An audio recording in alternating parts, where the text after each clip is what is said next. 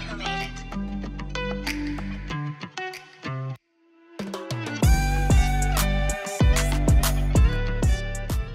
We're here with Brad Haynes with this absolutely wicked Lucra, and he's going to tell us a little bit about it. Brad, give us a little backstory on being a car guy and how you went from other cars to this one. So I'm a diehard Roadster fan. Okay. And so it's got to be a Roadster. I mean, and when I say Roadster, no top, no windows. You got to get the full volume inside that cockpit with you. Absolutely. So was lucky enough to have a 1965 Shelby Cobra. Actually a production one, so it was great, great car.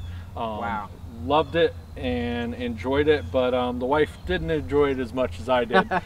When she gets out and, you know, in the shorts or the skirt, you know, you touch that side pipe, things change. Yep.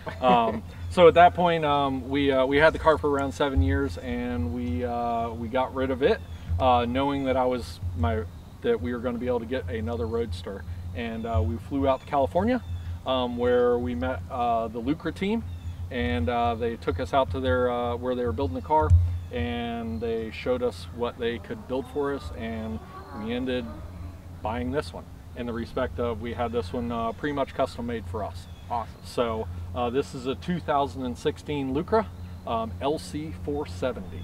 Okay. It's running a 6.2 liter LS2 board stroke, polish, tune, everything. All the goodies. Yep. In between 600 and 700 horsepower, and Magnaflow actually spent a fair amount of money actually producing the exhaust to come out forward of the cockpit. So if you can see, most of the cars before they made 61 total of these cars. The first 50 of them had actually full side pipes, and you can see where the cutouts used to be. The side pipe used to go around. But on the last probably about 5 to 10, they actually built the exhaust to come out forward of the cockpit. Yeah, it's really neat, and I've heard it. It sounds incredible. And tell me a little bit about, you know, when you said it was custom made for you, about the balance and how the engine shifted. So when you build everything, they literally weigh you, measure you, talk to you about what you want, how it feels and all that stuff.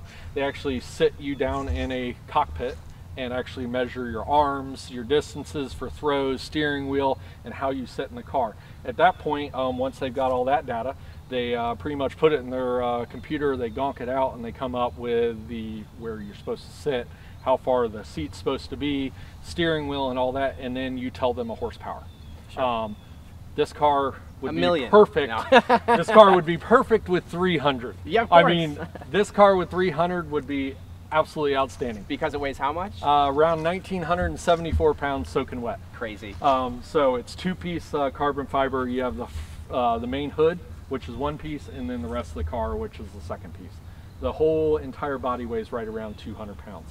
So after they weigh you and measure you, they actually start building the car. At that point, they put the engine in, they get the horsepower, and then they move the engine over to get a 50-50 left and right when you have a person sitting in the seat. Sure. I'm around 200 pounds, so they had to move the engine over about 3 inches to get the equal distribution for that.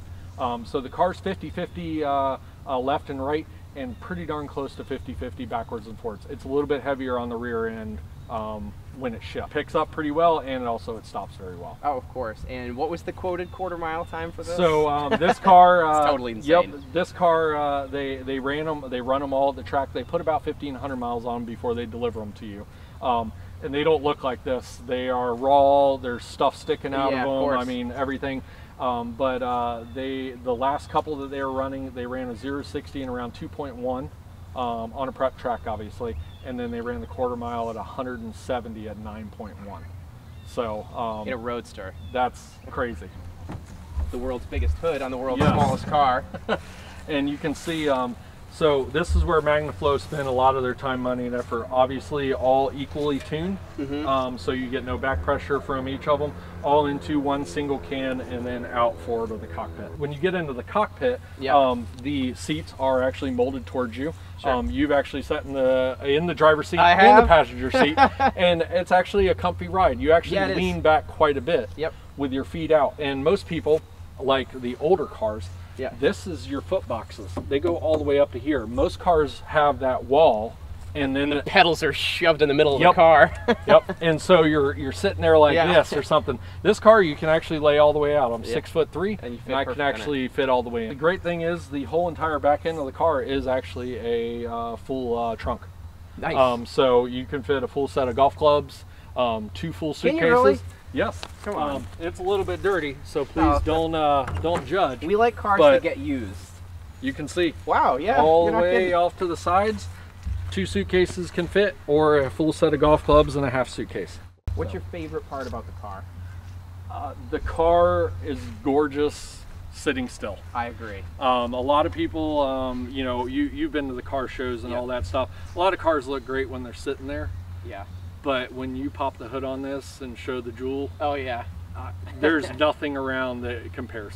I've got to say, when I first met you at the car show, we were looking for cars to do a feature on. There's all these beautiful, there's Aston Martins, and my friend Bill comes over to me and he goes, "You've got to go over and look at that car." And I said, "What is it?" And he knows every car. I think I'm an expert. This guy is like crazy.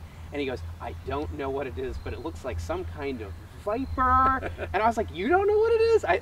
We like sprint over there. We're like, "Hey, can you tell us about it?" And luckily you obliged, which we really appreciate. And it's always nice to see you actually use it. Yes.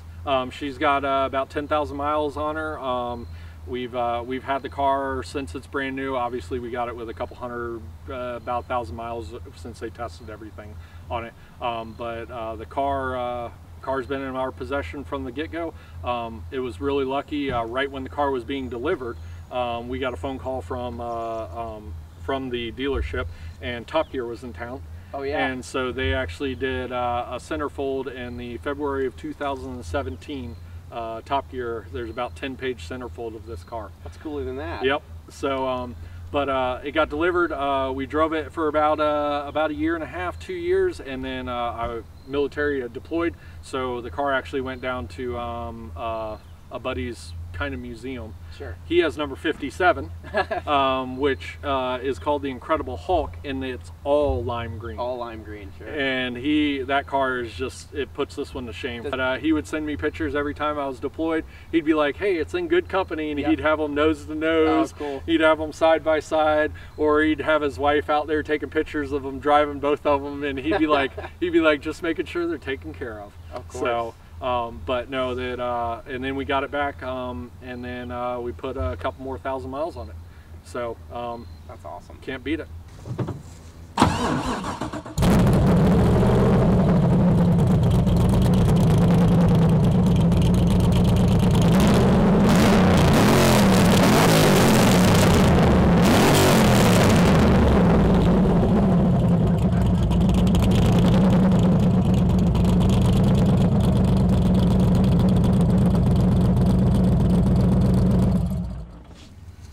Oh my God, it's awesome.